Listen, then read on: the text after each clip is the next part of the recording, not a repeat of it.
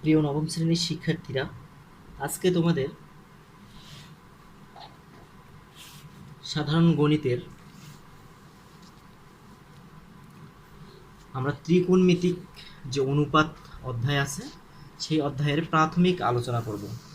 দেখো, নবম অধ্যায় হচ্ছে ত্রিকোণমিতিক অনুপাত, ট্রিগোনমেট্রিক রেশিও।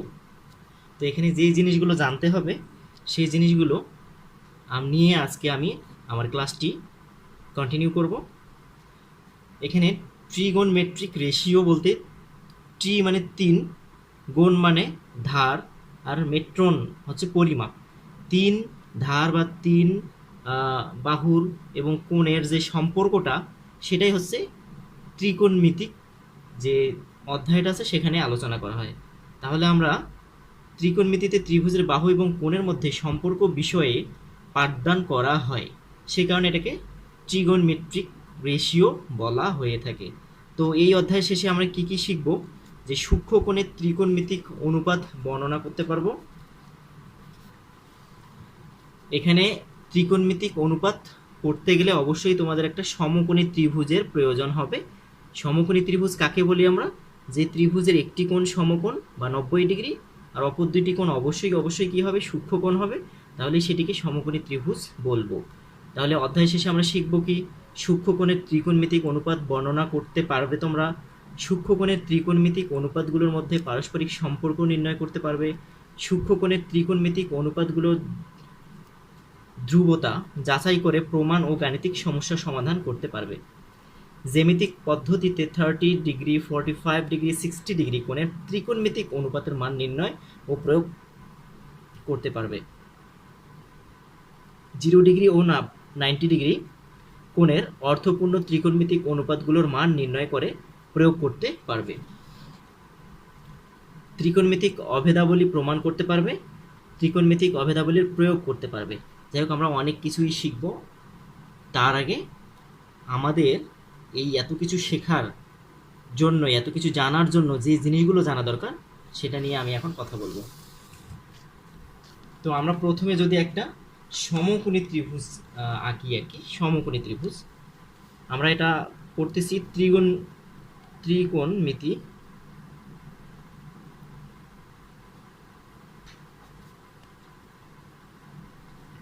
ত্রিকোণমিতিক অনুপাত।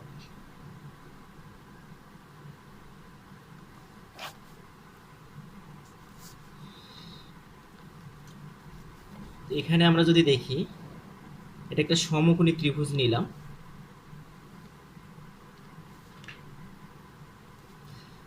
এটা হচ্ছে সমকোণ, এটা ধরে নিলাম যে বি, এটা সূক্ষ্মকোণ, এটা হচ্ছে এ বি, এখানে সি। এটাকে বলবো আমরা হাইপোটেনাস, মানে অতিভুজ। একটা সমকোণী ত্রিভুজের এটা কি? অতিভুজ। এটা হচ্ছে কি? সন্নিহিত বাহু।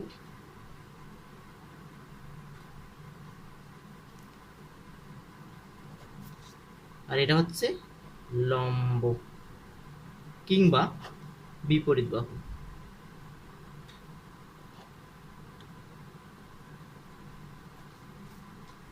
এই সন্নিহিত বাহুকে আমরা কি বলতে পারি? আবার ভূমিও বলতে পারি। তাহলে একটা সমকোণী ত্রিভুজের আমরা এখানে অতিভুজ, তারপর সন্নিহিত বাহু এবং বিপরীত বাহু পাচ্ছি।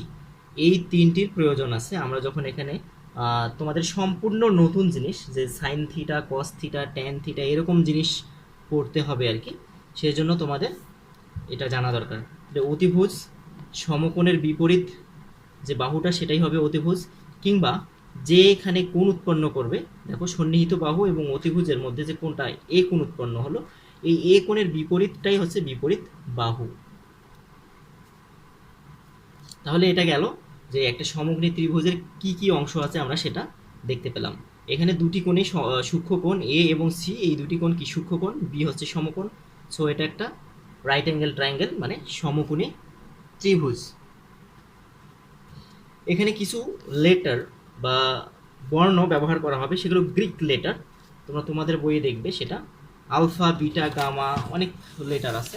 আমি এখানে দেখাচ্ছি। দেখো, যে আলফা, এর মতো বিটা, কিছুটা বি এর মতো গামা, তারপর থিটা, ফাই, ওমেগা, এরকম ওদের অনেকগুলো লেটার আছে। গ্রিক বর্ণমালার অনেকগুলো বর্ণ আছে, যেগুলো আমরা আমাদের গণিত পড়তে গিয়ে বা ফিজিক্স পড়তে গিয়ে, কেমিস্ট্রি পড়তে গিয়ে আমাদের সেগুলো ব্যবহার করা হয়। বিকজ গণিত তো আর বাংলাদেশ থেকে আবিষ্কার হয়নি, সারা পৃথিবী ব্যাপী সেটার উৎপত্তি। বিশেষ করে প্রাচীন গ্রিসের যে পণ্ডিতরা ছিলেন তারাই বেশিরভাগ কী করেছেন, গণিতের ক্ষেত্রে অনেক কোনো থিওরি আবিষ্কার করেছেন, কিংবা মুসলিম গণিতবিদদের তো অবশ্যই অবদান আছে। কিন্তু এই লেটারগুলোকে ব্যবহার করা হতো, সেজন্য আমরা এখন থিটা ব্যবহার করব। পারলে আমরা কোণ এও ব্যবহার করতে পারি। যাই হোক, এখানে বলা হচ্ছে প্রাচীন গ্রিসের বিখ্যাত গণিতবিদদের হাত ধরেই জ্যামিতি এবং ত্রিকোণমিতিতে গ্রিক বর্ণগুলোর ব্যবহার হয়ে আসছে। কারণ হচ্ছে যারা যেই দেশের ছিলেন তারা সেখানকার লেটারগুলোকে ইউজ করার চেষ্টা করেছেন। যদি কোনো বাংলাদেশের গণিতবিদ সে সময় আবিষ্কার করতেন, হয়তো বা ক খ নাম দিয়ে সেটা করতে পারতেন। সেরকম যারা যেখানকার সেখানকার লেটার বা অ্যালফাবেট বা বর্ণগুলো ব্যবহার করেছেন। তো আমরা সমকোণী ত্রিভুজ সম্পর্কে জানলাম। এখন আমাদের যেটা জানতে হবে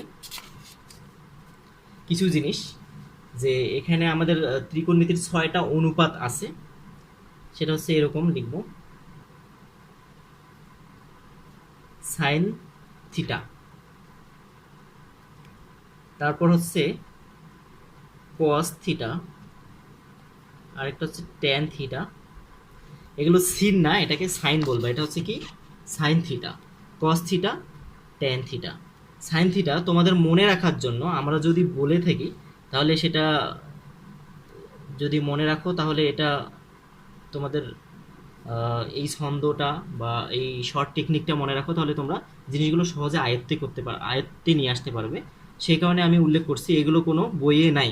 সাইন থিটা, আমরা যদি এটা একটা সমকোণী ত্রিভুজ পাই, তাহলে সাইন থিটা মানে এখানে লিখবো। এগুলো মনে রাখার জন্য, এগুলো আবার কোনো বইয়ের পড়া নয়। লম্ব বাই অতিভুজ,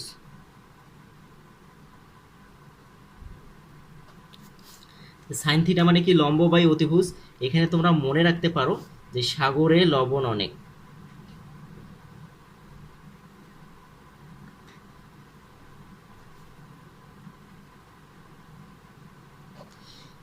সাতে সাইন, লতে লবণ মানে লম্ব, আর অতে অতিভুজ। তাহলে সাগরে লবণ অনেক মনে রাখলেই তোমাদের কি মনে রাখা দরকার, যে সাইন থিটা সমান লম্ব বাই অতিভুজ। যদিও তোমাদের এখানে অতিভুজ দেওয়া আছে, সন্নিহিত বাহু দেওয়া আছে, বিপরীত বাহু দেওয়া আছে, কিন্তু তোমরা এটা যদি মনে রাখো, অঙ্ক করতে তোমাদের সুবিধা হবে। যেটাই তুমি বিপরীত বাহু বলছো সেটাই লম্ব, যেটাকে তুমি ভূমি বলছো সেটাই হচ্ছে সন্নিহিত বাহু। সুতরাং মনে রাখলে কোনো ক্ষতি নেই। কস থিটা হচ্ছে একটা সমকোণী ত্রিভুজের এখানে এ বিন্দুতে যদি থিটা কোণ উৎপন্ন হয়, তখন ভাবো এখানে থিটা কোণ উৎপন্ন হলো, তাহলে কি লম্ব আর অতিভুজের যে অনুপাত সেটাই হচ্ছে সাইন থিটা। এখন কস থিটা হচ্ছে কি, ভূমি এবং অতিভুজের অনুপাত, ভূমি বাই অতিভুজ।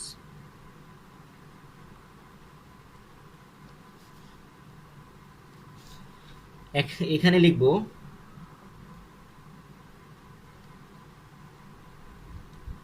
কবিরের ভূমি অনেক।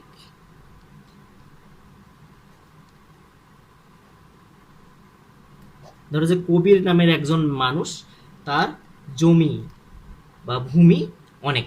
তাহলে এখানে কি, কতে কস থিটা, ভতে ভূমি, অতে অতিভুজ। ট্যান থিটা এখানে আমরা লিখব লম্ব বাই ভূমি। এগুলো মনে রাখার জন্য কখনো এগুলো কোনো বইয়ে নাই, সুতরাং তোমরা এটা নিয়ে মানে বাজে কিছু ভাববার কিছুই নেই। এটা মনে রাখার জন্য স্যাররা অনেক টেকনিক অবলম্বন করে, সেটাও আমি একটা তোমাদের শেখানোর একটা পদ্ধতি অবলম্বন মানে করছি আর কি, যে তাড়াতাড়ি তোমরা কিভাবে মনে রাখো। তাহলে এখানে টেরা লম্বা ভূত দেখি, মানে আমরা তো ভূত কেউ দেখিনি, ভূত কি আছে, টেরা লম্বা ভূত মানে এরকম কিছু একটা হতেই পারে, তাই না? ভূত যেহেতু কেউ দেখি নেই, কল্পনা করে নিলাম যে ট্যাতে ট্যান থিটা, লতে লম্ব, ভূতে ভূমি। তো এখানে sign theta, cos theta, tan theta জানতে পারলে আর অপরগুলো আমরা এমনিতেই বের করতে পারবো। বিকজ সাইন থিটা মানে, সাইন থিটা সমান লেখা যায় 1/, কোসেক থিটা। কি বললাম, সাইন থিটা সমান লেখা যায় 1 বাই কোসেক থিটা, আর কোসেক থিটা সমান লেখা যায় 1 বাই সাইন থিটা।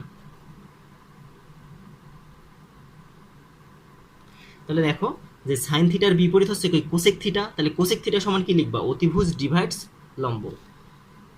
একইভাবে কস থিটা, কস থিটা সমান আমরা কি লিখব, 1 বাই সেক থিটা। তাহলে সেক থিটা সমান কি লেখা যাবে, 1 বাই কস থিটা। ওকে, তাহলে কি কস এর বিপরীতটা কোনটা, সেক থিটা। তাহলে কস যদি ভূমি বাই অতিভুজ হয় তাহলে সেক কি হবে, অতিভুজ বাই ভূমি হবে। এখন ট্যান থিটা সমান, ট্যান হচ্ছে কটের বিপরীত, কট থিটা। ট্যান সমান 1 বাই কট থিটা, তাহলে কট থিটা সমান কি লিখব, 1 বাই ট্যান থিটা। তাহলে কি ট্যান যদি লম্ব বাই ভূমি হয়, লম্ব বাই ভূমি যদি ট্যান থিটা হয়, তাহলে কট থিটা কি হবে, ভূমি বাই লম্ব। এখান থেকে তোমাদের বুঝতে সুবিধা হবে আর কি। যাই হোক, এই পৃষ্ঠা শেষ করে আমরা পরের পৃষ্ঠায় চলে যাব। এখানে আরেকটা জিনিস জানার আছে, সেটা হচ্ছে কি ট্যান থিটা সমান লেখা যায়, ওখানে লিখছি ট্যান থিটা সমান 1 বাই কট থিটা। এখানে আমরা ট্যান থিটা সমান আবার লিখতে পারবো sine theta divides cos theta. তাহলে কট থিটা সমান কি লিখবো, উল্টাটা, কস থিটা ডিভাইডস হচ্ছে সাইন থিটা। এটা একটা জিনিস আমাদের জানা হয়ে গেল। তাহলে ত্রিকোণমিতিক যে অনুপাত ছিল কয়টি, 6টি। একটা হচ্ছে সাইন থিটা, তারপর কস থিটা, ট্যান থিটা। যে sine theta, cos theta, tan theta, এগুলোর বিপরীতগুলো আবার কি, cosec theta, sec theta, cot theta. এই 6টি অনুপাত নিয়েই আমাদের এখানে আলোচনা, সমস্ত অঙ্ক।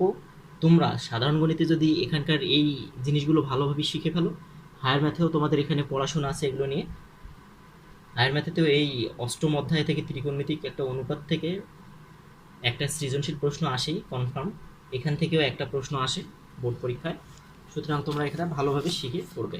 তো এখানে আমি আরও দু একটা জিনিস আলোচনা করি, সেটা হচ্ছে আমাদের ত্রিকোণমিতিক অভেদের কথা বলছে যে সাইন স্কোয়ার থিটা, এটা একটা দিলাম, sign square theta plus cos square theta সমান 1। তো এটা মনে রাখবা, যেটা মনে থাকার জন্য সাইকো। আমি বললাম যে এগুলো কখনোই তোমাদের কোনো বইয়ের সূত্র না, কেউ জোর করেও পড়াচ্ছে না, তোমার মনে রাখার জন্য psycho. Psycho, SICO, sign square theta plus cos square theta সমান কি লিখবো, 1 লিখবো। এখান থেকে অতএব আমি সাইন স্কোয়ার থিটার মান কি লিখতে পারবো, সাইন স্কোয়ার থিটা সমান লিখতে পারবো 1 মাইনাস কস স্কোয়ার থিটা, কিংবা কস স্কোয়ার থিটা সমান কি লিখতে পারবো, 1 মাইনাস সাইন স্কোয়ার থিটা। আচ্ছা, একটা গেল। 2, এটা হচ্ছে sec square theta minus tan square theta equal 1। আমি এখানে লিখতেছি এটা সেক্টর 10, একদম নিজস্ব উদ্ভাবন, সেক্টর 10। এগুলো নিয়ে আবার ট্রোল করার কিছুই নেই। Sec square theta minus tan square theta সমান কি হবে, 1। সাইকোতে কিন্তু প্লাস ছিল, sine square theta plus cos square theta সমান 1। আর এখানে কি sec square theta minus tan square theta সমান কি 1। এটা মনে রাখবা, সেক্টর 10 1971 সালে যে 11টি সেক্টর তৈরি করা হয়েছিল মুক্তিযুদ্ধকে সঠিকভাবে পরিচালনা করার জন্য, সেটাকে আমরা বলবো সেক্টর 10। সেখানে 10 নম্বর সেক্টরে কোনো নিয়মিত কমান্ডার ছিল না, নৌ কমান্ডার যারা ছিলেন তারাই সেটাকে পরিচালনা করেছেন। সেক্টর 10, সেক্টর 10 মানে সেক স্কোয়ার থিটা মানে ট্যান স্কোয়ার থিটা সমান 1। এটা মনে রাখার জন্য, এটা কোনো বারবার বলছি এগুলো মনে রাখার জন্য। তাহলে এখানে আমি সেক স্কোয়ার, অতএব সেক স্কোয়ার থিটা সমান কি লিখবো, ট্যান থিটা এখানে প্লাস আছে, ওদিকে লিখে এখানে মাইনাস আছে, ওদিকে প্লাস হবে, পক্ষান্তর করলো। এটা একটা গেল। এবং ট্যান থিটা সমান কি লিখবো, ট্যান স্কোয়ার থিটা সমান কি লিখবো, সেক স্কোয়ার থিটা মাইনাস 1। ওকে, এই তিনটা গেল। একটা থেকে আরো দুইটা করে বের হয়। আরেকটা আছে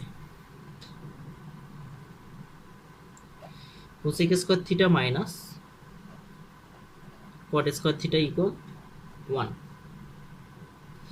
তাহলে এখানে আমরা কোসেক স্কোয়ার থিটা সমান কি লিখতে পারবো? Cosec square theta equal 1 plus cot square theta, বা কট স্কোয়ার থিটা সমান কি লিখতে পারবো?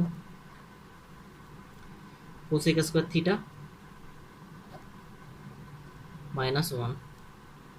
তাহলে এখানে যে তোমাদের এই সূত্রগুলো আমরা পাইলাম, সেই সূত্রগুলো খুব ভালোভাবে আয়ত্তে রাখতে হবে, কারণ হচ্ছে a plus B whole square সমান a square plus twice B plus B square যদি তুমি না জানো তুমি অঙ্ক করতে পারবে না।